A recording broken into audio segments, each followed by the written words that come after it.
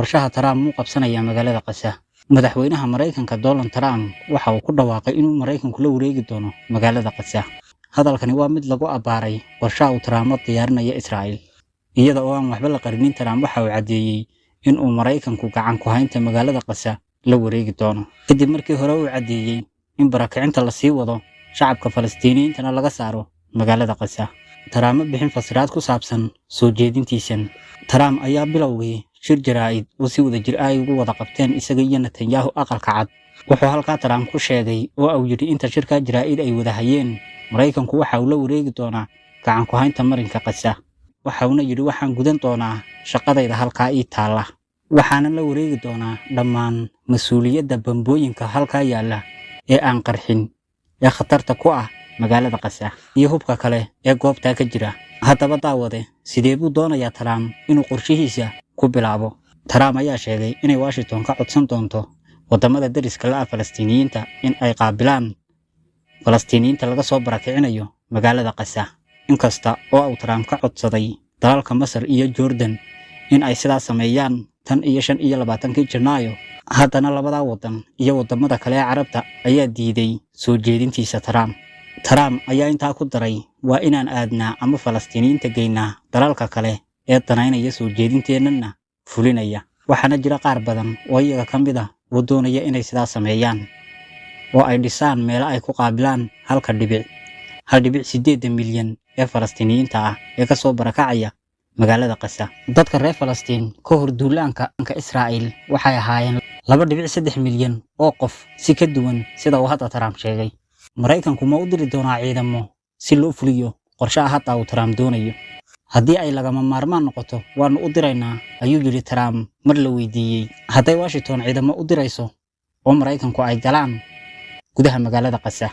Trump miyuu taageersan yahay xalka labada dawladood ee la doonayo in loo sameeyo Israa'iil iyo Falastiiniyiinta? Soo jeedintani waxay ahayd tumar walba ay dawladaha Carabtu soo bandhigayeen xalka labada dawladood si looga baaqsado dagaaladan soo noqnoqday ee ka socda bariga dhexe, gaar ahaan Falastiiniyiinta iyo Israa'iil. Tahayna lama huraan in ay dawlad Falastiiniyiintu ay leeyihiin la dhiso. Balse Trump oo aan doonayn inuu ka jawaabo mar la weydiiyey iyadoo aan dadka Falastiiniyiinta la barakicinin inuu xalku yahay laba dawladood oo la dhiso oo colaadan dheeraatay la soo gabagabeeyo, waxa uu yiri tani macnaheedu ma aha laba dawladood ama hal gobol ama dawlad kale, balse waxa uu yiri waxay la micno tahay waxaanu doonaynaa inaan dadka fursad u siino nolosha, sababtoo ah magaalada Qasa waa god cadaab u ahaa dadka halkaa ku nool. Mar la weydiiyey Trump yaa ku noolaan doona Qasa haddii aad soo jeedisay in la barakiciyo dadka magaalada Qasa hadda ku nool, waxaan qiyaasayaa in ay halkaa ku noolaan doonaan dadyowga adduunka. Waxa uu sidaa yiri isagoo wax tafaasiil dheeraad ah oo Falastiiniyiinta ah raacinin. Laakiin haddii aan kuu sheego daawade, wuxuu Trump hadalkiisu la xiriiraa waxa uu doonayaa inuu dadka meesha ka barakiciyo si ay meesha uga baxaan kooxda wax iska caabinta ee ay leeyihiin reer Falastiin. Shirka jaraa'id ee ka dhacay aqalka cad wuxuu Mareykanku dunida ugu cadeeyay mowqifkiisa ah inay Israa'iil qaadato, yeelato, la wareegto bariga dhexe iyadoo laga bilaabayo Falastiiniyiinta oo mar Erdogan ku sheegay inay yihiin kuwa ka hortaagan inay Israa'iil qabsato bariga dhexe oo ay isfidiso, iyo xataa qayb ka mid ah Turkiga. Isagoo markaa Erdogan u sheegaya dalalka Carabta dagaalka Xamaas ay kula jirto Israa'iil inaanu ahayn mid kaliya lagu difaacayo dalka Falastiiniyiinta ee guud ahaan bariga dhexe lagu difaacayo. Halbee gaar ah falanqaynta ku aadan shirka jaraa'id iyo qorshaha barakicinta ee Trump uu maagan yahay. Hadalka waa inaan u cadaynaa sida uu Trump wax u doonayo. Trump waxa uu bixiyey, sheegay ama cadeeyay in aan la qarin doonin qorshaha Israa'iil, inaan mar dambe dabo la saari doonin oo aan la qarin doonin qorshaha Israa'iil iyo sida ay wax u wado ee Mareykanku uu ku taageersan yahay ee ku aadan qabsashada Israa'iil ee bariga dhexe. Marka waa kala doorasho loo diray dadka bariga dhexe, gaar ahaan dalalka Carabta oo ku aadan noqonaysana waa inaad qorshahan taageertaan. Haddii kale waxaan diyaar u ahay anigu in aan ku fuliyo qorshahan hab kasta oo uu dagaal ku jiro. Trump qarin oo kama leexleexan in uu dhawaan soo saari doono go'aan loogu aqoonsanayo dhulka daanta galbeed ee Falastiiniyiinta in uu noqon doono dhul Israa'iil ay leedahay, lana hoos geyn doono maamulkiisa magaalada Tel Aviv. Trump intii uu ku jiray ololihiisii doorashada waxa uu isku sheegay inuu yahay madaxweynaha ugu fiican Maraykanka ee Israa'iil taageera isaga oo markaa buuqasho iyo tamashlayn ku tegay goobaha Yuhuudda waxa uu sheegay xilliga ololaha ku jiray haddii aan la dooran Israa'iil 2 sano gudahood ayay ku burburi doontaa inta uu kaga muhadhina waxa uu ballan qaaday inuu Maraykanka ka tirtirayo nacaybka loo qabo Yuhuudda oo ay ku jirto inuu qaadayo tallaabooyin oo ku musaafurin doono ardayda ka soo horjeeda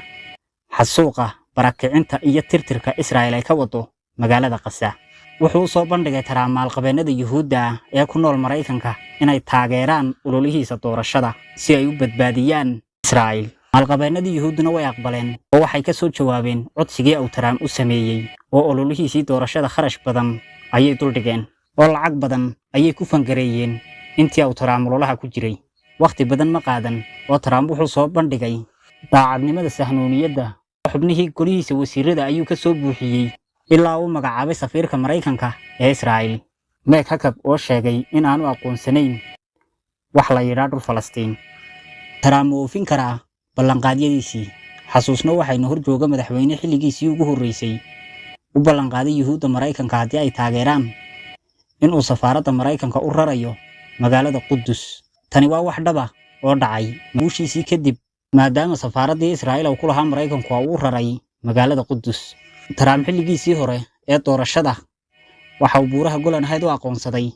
dhul ay Israa'iil leedahay Trump wuxuu si cad u sheegay in uu dhulka Israa'iil leeyahay helina doono wada uu ku ballaariyo ka soo tag fahan oo u fiirso Trump dadka dhinacyadiisa jooga safiirka Maraykanka u fadhida qaramada midoobay Elsie Stefanik waxay si cad u sheegtay in hooyadeed ay taageersan tahay aragtida ah in loo aqoonsado oo ay leeyihiin sida ku cad kitaabkooda Bible-ka dhulka daanta galbeed in uu yahay dhul Yuhuud ay leeyihiin ku xijisay qof kale oo saameyn ku leh Trump waa Jared Kushner oo sodog u yahay Trump horena waxaan jiray la taliye sare oo dhanka siyaasadda dibadda ah waxa uu si daacad ah u qiray in uu marinbiyoodka magaalada Gaza leeyahay qiime aad u sareeya kadib Trump ayaa soo saaray hadal uu ku muujinayo sida uu la dhacsan yahay marinbiyoodka Gaza iyo in si wanaagsan loo dhisi karo ma garanaysaa muhiimadda ay leedahay badda Gaza runtii waa inayna weligeed Israa'iil garaynin go'doon si lamida adeegsiga marinka waxaa si dhammaystiran looga taqalusayaa kanaalka Suez ee Masar waxayna Gaza u rogayaan ahna sida ay doonayaan kanaal ka heer sareeya xataa marinka Baabul Mandab waxaad marar badan maqasheen inay Israa'iil burburin doonto magaalada Gaza oo ay ka dhigi doonto lama degaan laakiin ma burburin karto mana baabiin karto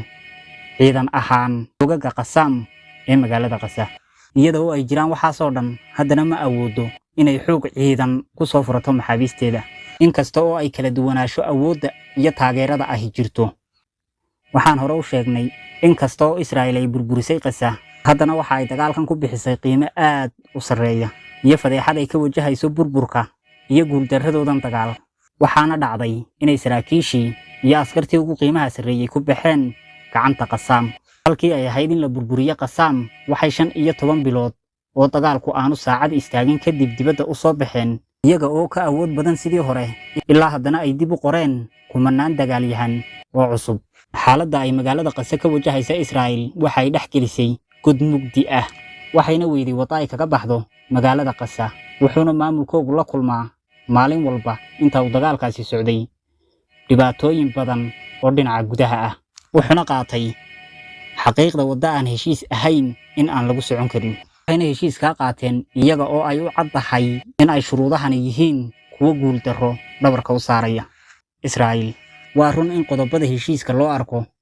kuwa lagu bahdilayo dal sida Israa'iil oo kale ah oo ay ka dambeeyeen quwadihii adduunka ugu waaweynaa taageerayeenna laakiin haddii ay mar noqdeen qodobada lagu heshiiyey kuwa baahsan oo dunidoo dhan ay og tahay waxaa jira daldaloolo oo ka bilaabanaya marxaladda labaad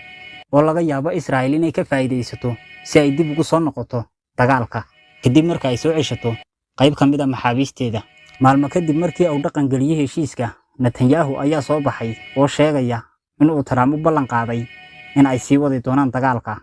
haddii ay xadgudubyo dhacaan inta uu heshiisku socdo kadib Trump ayaa soo baxay oo sheegaya in aanu ballan qaadi doonin inuu si joogto ah u sii wado xabad joojinta haddaba maxaa dhacay oo sidee buu Trump ugu qanciyay Netanyahu oo saxiixo heshiiskan xabad joojinta marka loo eego shuruudaha waxaad xasuusataa mid ka mid ah falanqeynaha